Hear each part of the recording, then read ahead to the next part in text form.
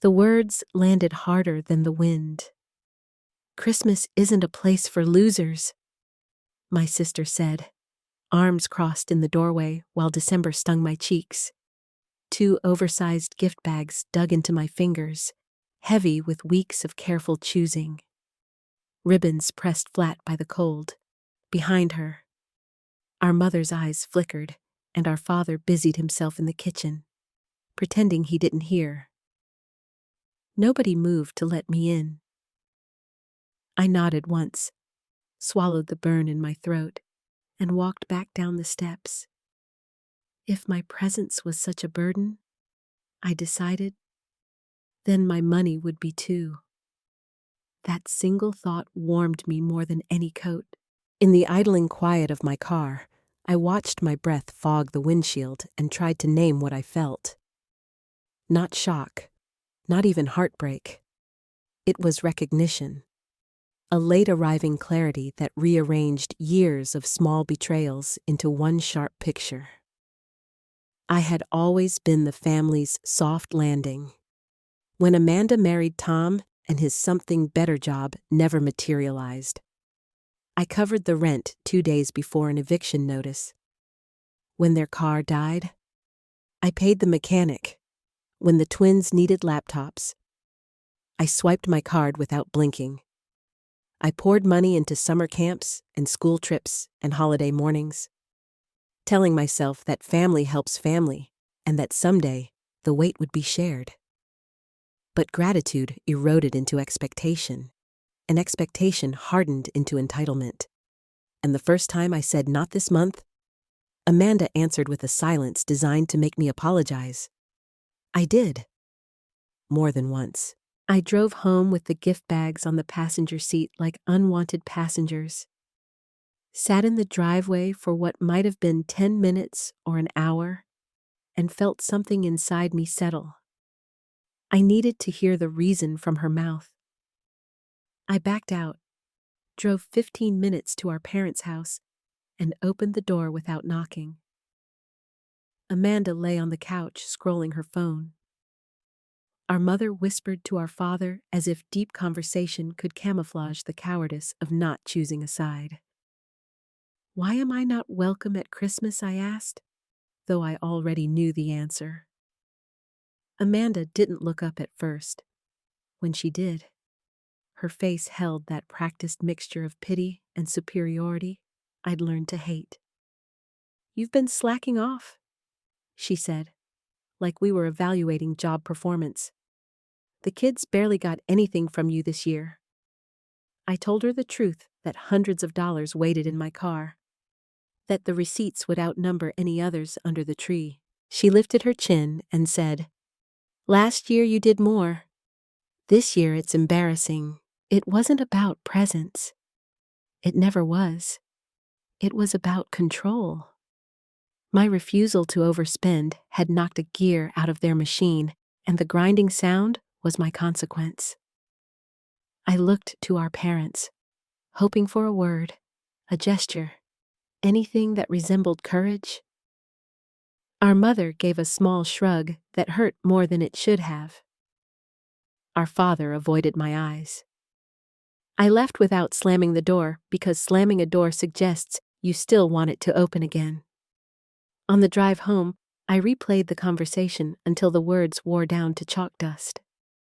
I made coffee at around 9:00 watched the steam rise like a thin prayer, and chose a different life. No announcements, no speeches, just a change in behavior. I would stop paying for the emergencies that were not emergencies. I would stop overcompensating at holidays to buy myself a seat at a table that now required tribute. I would stop being a pocketbook disguised as a sister. The days after Christmas were silent in a way that felt both punishing and peaceful. No Merry Christmas from our mother at 7:00. No group text from Amanda with a photo of the twins tearing into paper. New Year's Eve passed, with my phone face down on the coffee table. The house so quiet, I could hear the clock fuss its way toward midnight. The silence spoke its own language. You will call first. You will apologize. You will return to the role we assigned you. I made tea at 10:30 p.m. and listened to the kettle confess its small grief. Then I let midnight come without witnesses. In the morning, I woke to an odd lightness, like I'd taken off a coat I'd forgotten I was wearing. The knock arrived on a Tuesday evening while pasta bubbled at 6:30 p.m. I wiped my hands on a dish towel and opened the door to find Amanda flushed from the cold and Tom standing behind her with the wary eyes of a man who recognizes the end of a good thing. Amanda pushed past me with the entitlement of someone who has mistaken proximity for permission. "You've made your point," she said. Perfume claiming the hallway. "The kids barely have what they need." I laughed before I could help it and asked whether Tom's big opportunity had finally stopped being between things and started being a paycheck. He looked at his shoes. Amanda did what she always does, repositioned herself as the moral center, and me as the villain. "You used to care about this family. Now you're selfish." The word crackled in the air like static. I told her the selfish thing would have been to keep paying until my resentment curdled into hate. The loving thing, for both of us, was to stop before I disappeared under their needs. She jabbed a finger toward me, then lost whatever speech she had prepared, and left with a door rattle that pretended to be a victory. For the first time in years, I didn't chase. I turned the pasta off, poured a glass of water, and stood in the kitchen, breathing like I'd just finished a marathon I didn't know I'd been running since my 20s. The house was still, kind in its quiet, and I realized the thing I had feared most being outside the family's circle had already happened long ago. All I'd done was step into the truth of it. 2 days later, an unfamiliar number flashed on my phone a little after 10 Sunro. I nearly let it go to voicemail. But curiosity can be a hinge. "Is this Chloe Harper?" a man asked in a voice that belonged to a suit and a bookshelf of framed degrees. He gave his name, Daniel Ross, and said he represented a client with concerns about certain financial matters involving my family. He asked if I had a moment. In the pause between his sentence and my answer, the house exhaled. I told him I did.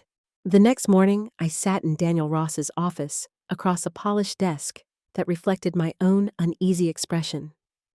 Shelves of law books lined the walls, heavy with the weight of decisions made by other people in rooms like this. He slid a folder toward me with the gravity of someone who knew exactly what it contained. "My client is someone you know," he said, watching my face carefully. "It's Amanda." I blinked, unsure if I had misheard. Daniel nodded. "She came to me after discovering irregularities in Tom's financial dealings. She thought it was only right that you be informed." I opened the folder and felt my pulse quicken. Bank statements, screenshots, receipts proof of a hidden account in Tom's name. The transfers matched the times I had sent money for rent, for school fees, for groceries, but the expenses were another story entirely. Online trading platforms, hotels far from home, electronics that had never entered Amanda's house. While I had been footing bills and cutting checks labeled summer camp and emergency repairs, Tom had been funneling the money into his own slush fund. Daniel spoke evenly, almost gently. She found a bank statement in his desk. When she confronted him, he dismissed it as harmless. But the pattern is clear. She wants you to understand that your generosity was misused. I leaned back in my chair, the anger in me rising like a tide, and yet beneath it was relief. For years I'd questioned myself, wondered if I was ungrateful for feeling used. wondered if I was imagining the lack of gratitude in Amanda's voice. But here it was in black and white evidence that I wasn't crazy. I wasn't cold-hearted. I was being deceived. "What does she plan to do?" I asked, though I wasn't sure I cared. Daniel said Amanda was considering separation, but her priority was the children. I closed the folder and pushed it back across the desk. "Tell her I got the message," I said, "and tell her she's stronger than she thinks." When I stepped back out into the winter air, the cold slapped me awake. For the first time in years, I felt something close to free. Of course, Tom didn't see it that way. That evening, my phone lit up with his name and against my better judgment. I answered. His voice was sharp, frantic. "You've been talking to Amanda, feeding her lies. You've ruined everything." I laughed without humor. "Ruined everything, Tom.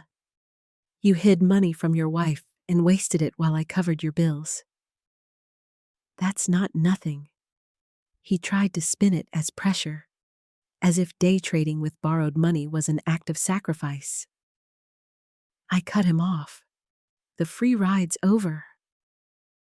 I hung up before he could find another excuse. My hands were shaking, but not from fear. It was adrenaline. The kind that comes from standing your ground after years of being bent into someone else's shape. 2 days later, Amanda called. Her voice was smaller than usual, tired. "He admitted some of it," she confessed. "But he still says it's not a big deal." I told her it was thousands of dollars, money she thought was going toward her kids. She said quietly, "I've been making excuses for him for years. I didn't want to see it. But after Christmas, after how he treated you, the kids deserve better." I asked what she planned to do. She admitted she didn't know yet but was speaking with Daniel about her options. "I can't go back to how it was," I told her, firm but not unkind. "I'm not going to be your safety net anymore." Her reply was quick. "I'm not asking you to. I'm asking you not to give up on me." Something in her voice a crack. A plea reminded me of the girl she used to be before the years, and Tom's influence hardened her edges. We ended the call with words that weren't reconciliation, but were at least a fragile truce. A week later, Amanda texted me, "We need to meet. Just us." We chose a coffee shop halfway between our places.